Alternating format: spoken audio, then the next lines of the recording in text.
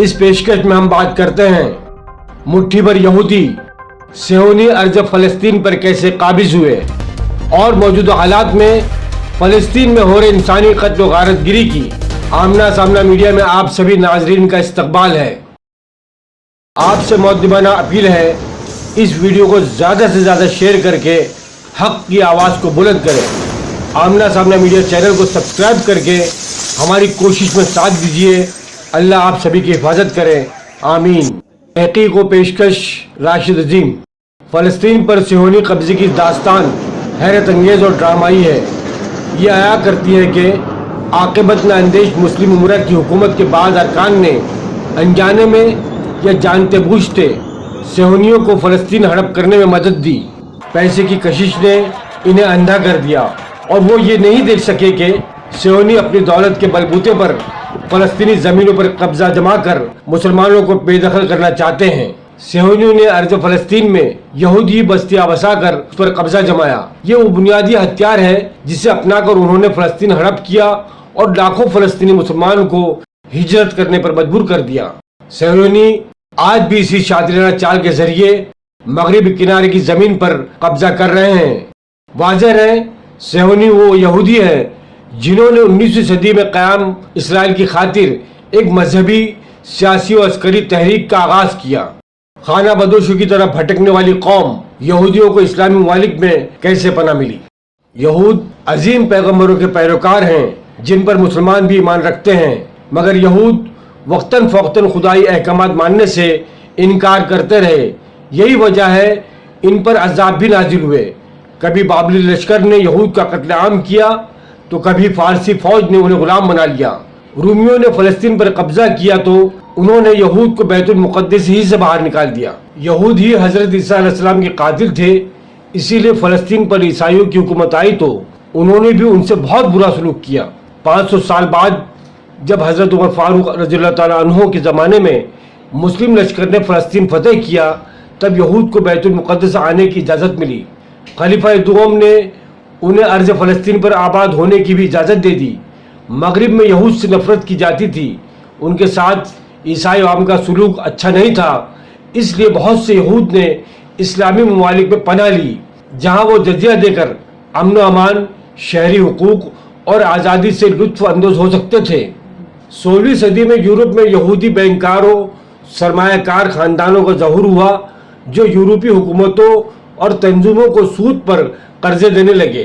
अब हुकूमतों से लेकर इदारों तक हर कोई माली तौर पर उनका मोहताज हो गया। इस तब्दीली ने यहूदी बैंकर ख़ानदानों का दुनिया या मगरिब में असर और रसूख बढ़ा दिया। 19वीं सदी तक रोथशिल्ड यूरोप, मोंटेफेवरे, सैमुअल मोंटेगो और अर्नेस्ट कासिल बरतानिया, जैकब शेफ, फिलिप लेम्हान और मार्क्स गोल्डमैन अमेरिका मगरिबी दुनिया में अमीर कबीर यहूदी ख़ानदान बन चुके थे। ये सरमायाकारी, बैंककारी और कारोबार से मुंसलिक थे। माली तौर पर इन यहूदी लीडरों की मदद करने लगे जो फ़लस्तीन में अपनी रियासत कायम करने के ख्वाहिशमंद थे।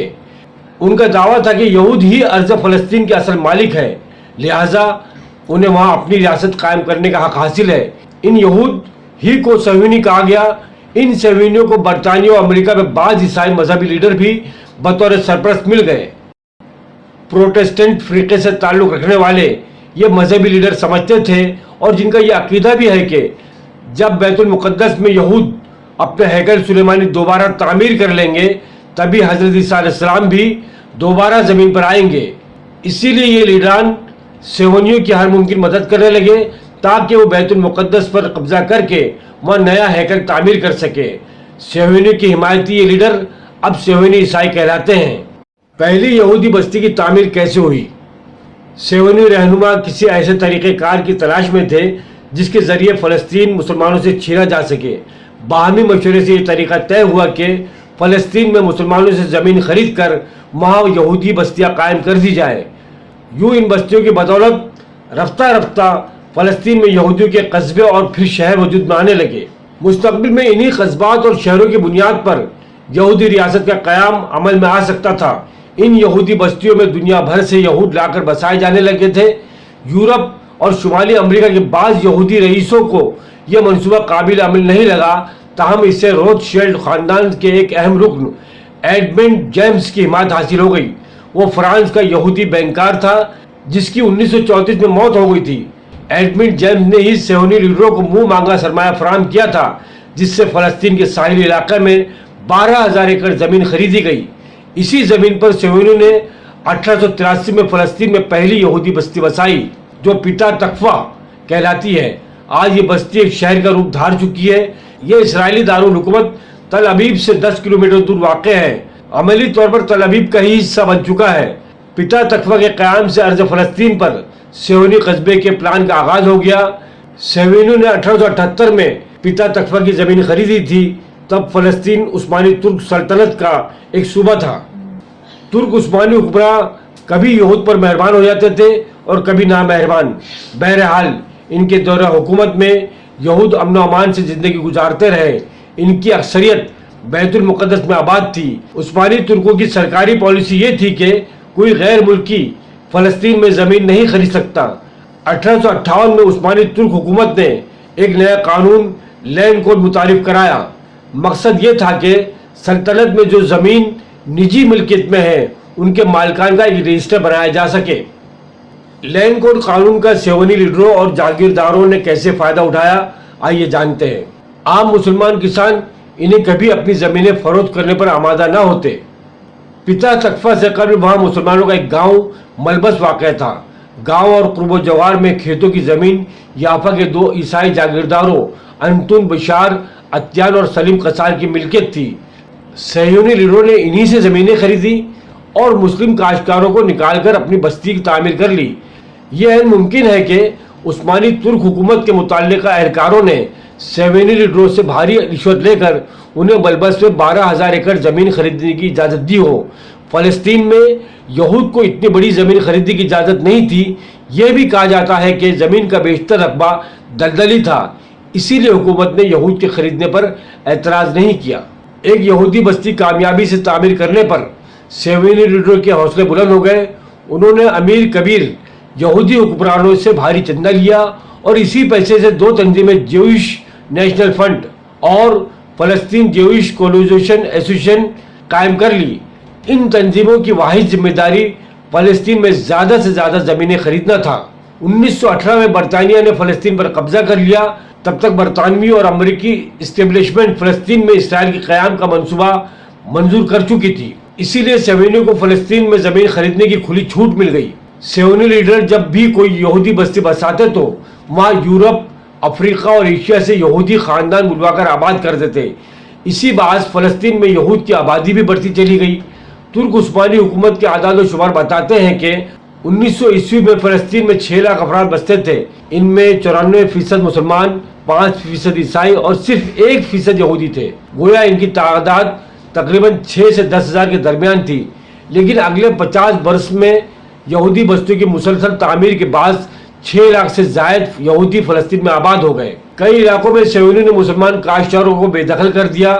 انہوں نے یہ تک نہیں سوچا کہ جب یورپ میں یہود مصائب و مشکلات کا مقابلہ کر رہے تھے تو اسلامی حکومتوں نے ہی انہیں پناہ دی۔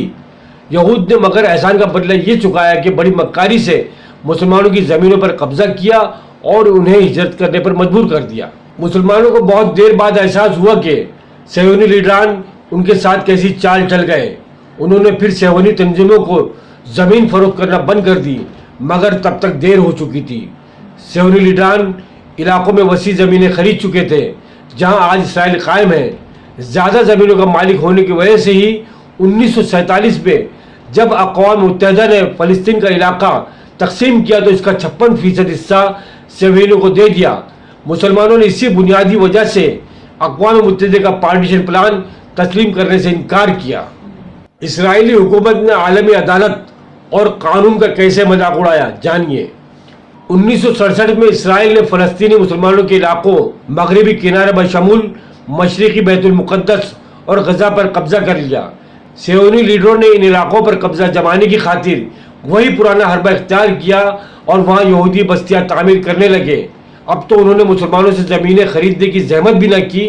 ہزارہ مسلم خاندان زبردستی ان کی اپنی زمینوں سے بے دخل کر دیے گئے جہاں وہ صدیوں سے آباد تھے۔ زمینوں کے ساتھ مسلمانوں کی سہانی یادیں اور دلکش خواب وابستہ تھے۔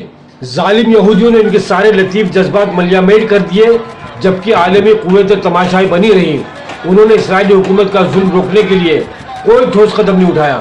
نتیجہ یہ ہے کہ آج اسرائیلی حکومت مغربی کنارے اور مشرقی بیت المقدس میں 150 سے زیادہ یہودی بستیاں تعمیر کر چکی ہے۔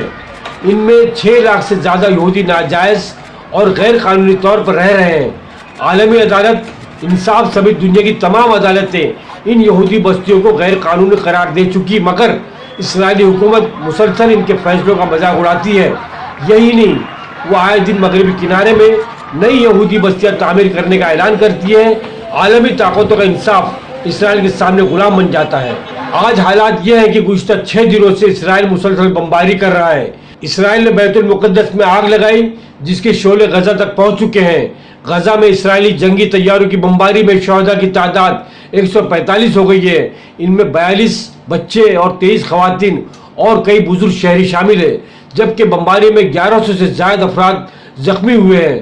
زخمیوں میں سے بعض کی حالت نہایت خطرے میں بتائی جاتی ہے۔ اس ظلم و بربریت اور انسانی قتل عام کے باوجود انسانیت اور امن کا پاٹ رکھنے والا گرگٹ، اقوام متحدہ اور حقوق انسانی کی بات کرنے والی تنظیمیں اندھی، بہری اور گونگی ہو چکی ہیں۔ اسلامی اور مسلم ممالک کے بادشاہ سربراہ امریکہ اور یورپی ممالک کے تلوے چاٹ رہے ہیں اور شہزادہ عیاشی میں مصروف ہیں۔ امریکہ وہی اپنا پرانا راگ آلاپ رہا ہے کہ اسرائیل کو اپنے دفاع کا حق ہے۔ برطانیہ نے اسرائیل کی غیر انسانی بمباری کے بجائے حماس کے راکٹ حملے پر تشویش کا اظہار کیا ہے۔ آپ سبھی ناظرین سے اپیل ہے، فلسطین اور فلسطین کے مظلوم عوام کے حق میں اور مسجد اقصی کی حفاظت کے لیے دعا کرتے رہیں۔ یہ تھی فلسطین اور عالم اسلام کے قبلہ اول کے حق میں آمنہ سامنہ میڈیا کی اسپیشل رپورٹ۔ اگر آپ بھی حق کے ساتھ ہیں تو اس ویڈیو کو زیادہ سے زیادہ شیئر کر کے حق کی آواز کو بلند کریں۔ آمنہ سامنہ میڈیا چینل کو سبسکرائب کر کے ہماری کوشش میں ساتھ دیجیے۔ اللہ آپ سبھی کی حفاظت کرے۔ شکریہ۔ اللہ حافظ۔